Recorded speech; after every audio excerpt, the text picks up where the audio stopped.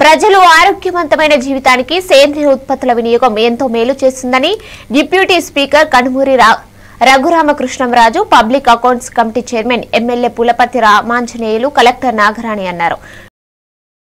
ఆధ్వర్యంలో విస్సా కోడేరు వంతెన డౌన్ లో ఏర్పాటు చేసిన సేంద్రియ ఉత్పత్తుల అంగడిని వారు ప్రారంభించారు. అంగడిని పరిశీలించి నగదు చెల్లించి ఉత్పత్తులను కొనుగోలు చేశారు. రైతులతో, డ్వాక్రా మహిళలతో మాట్లాడి పంటలు, మార్కెటింగ్ వివరాలు అడిగి తెలుసుకున్నారు.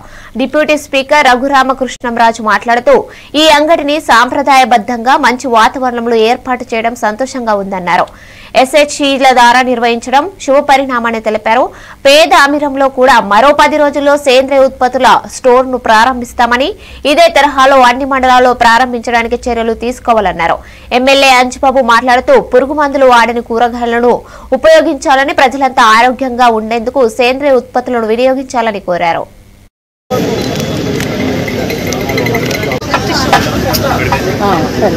చిన్న పనులు ఉన్నప్పుడు